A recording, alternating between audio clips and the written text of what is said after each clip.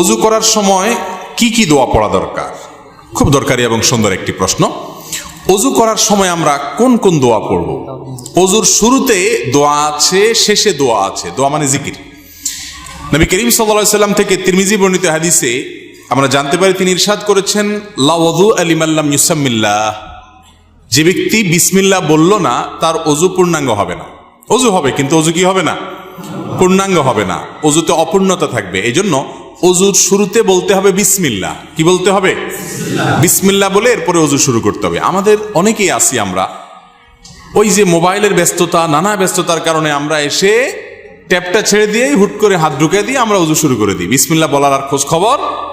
অনেক ইমামদের মতে বিসমিল্লাহ না বললে অজুই হবে না। যদিও এটা মুফতাবিহি বা ফতোয়া নাই কথার উপরে, এ কথা চাইতে অজু হয়ে যাবে এটাই সঠিক, কিন্তু অজু যদি বিসমিল্লাহ বলা ছাড়া করেন, মানটা একটু কম হবে, তরকারি লবণের কমের মতো। এটার কোয়ালিটি একটু কম হবে, কোনো রকম হলো আর কি। তো কোনো রকম হলে তো হবে না। নবী করিম সাল্লাল্লাহু আলাইহি সাল্লাম বলেছেন, অজুর ক্ষেত্রে সব সময় আসবিগুল ওযু, তোমরা অজুকে পূর্ণাঙ্গ রূপে করো। আই আকমিলুল ওযু। অজু কখনো যেন তেন করতে হয় না, ভালোভাবে করতে হয়। এই যে শীতের মৌসুম আসছে, এখন দেখবেন যে অজুতে কত তাড়াহুড়া মানুষ করতে পারে। গরমের সময় দেখবেন অজুখানা সিরিয়াল লেগে থাকে, আর শীতের সময় অজুখানা সব সিটগুলো খালি। কারণ আসরের অজু দিয়া এশা পার করার বুদ্ধি। অথচ এরকম চাপাচাপি করে অজু ধরে রাখা ঠিক না, স্বাস্থ্যের জন্য ক্ষতিকর, আমলের জন্য ক্ষতিকর। এই জন্য ওয়াইলুল লিল আকাবিরিন নার হাদিসে আসছে, পায়ের গিরা, গোড়ালি, এই যে চিপা চাপা আঙ্গুলের শুকনা থাকে, এগুলো বিশেষ করে শীতের সময়, অন্য সময় তো বটেই, শীতের সময় বিশেষভাবে এগুলোকে যত্ন সহকারে ধুইতে হয়। যাই হোক, তো অজুর শুরুতে বিসমিল্লাহ বলতে হবে। কি বলতে হবে?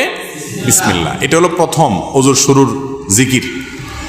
আর অজুর মাঝখানে কিছু পড়তে হবে কিনা, আপনারা অনেক বই পুস্তক দেখেন, সেখানে হাত ধোয়ার একটা দোয়া আছে, কুলি করার একটা দোয়া আছে, মুখ ধোয়ার একটা দোয়া আছে, মাথা মাসা করার আরেকটা দোয়া আছে, পাও ধোয়ার একটা দোয়া আছে।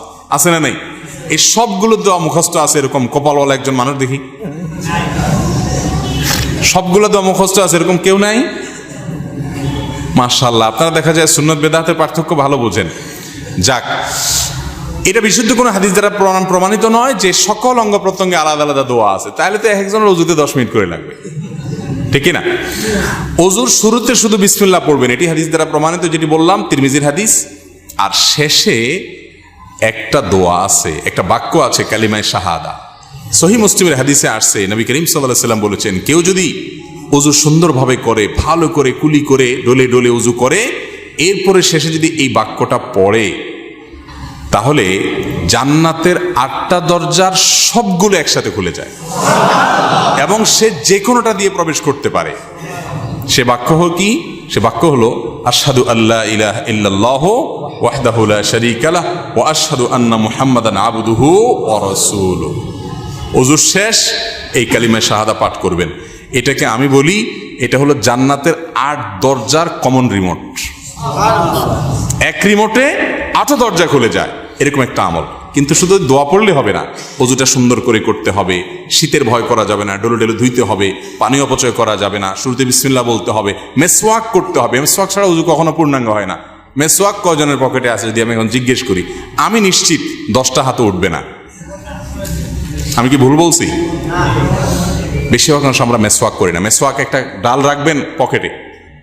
আমি চেষ্টা করি আমার পরিবারের সকল সদস্যদেরকে মেসওয়াকে অভ্যস্ত করতে। মেসওয়াকের মাধ্যমে ঈমান তাজা হয়, ঈমান তাজা হয়, এর সাথে ব্রেনের নার্ভের সম্পর্ক, ঈমান তাজা হয়। মেসওয়াক করবেন। তো এই জন্য পূর্ণাঙ্গ ওযু করবেন, শুরুতে বিসমিল্লাহ আর শেষে আশহাদু আল্লা ইলাহা ইল্লাল্লাহু ওয়াহদাহু লা শারীকা লাহু ওয়া আশহাদু আন্না মুহাম্মাদান আবদুহু ওয়া রাসূলুহু।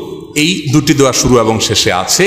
এই শেষেরটা মুসলিমে বর্ণিত আছে। তিরমিজিতে আরেকটি দোয়া আছে, আল্লাহুম্মা জাআলনি মিনাত তাওয়াবিন ওয়া জাআলনি মিনাল মুতাতাহহিরিন। আল্লাহ আমাকে তওবাকারীদের শামিল করেন, পবিত্রতা অর্জনকারীদের শামিল করেন। কারণ আল্লাহ তাআলা কোরআনে বলছেন, ইন্নাল্লাহা ইউহিব্বুত তাওয়াবিন ওয়া ইউহিব্বুল মুতাতাহহিরিন।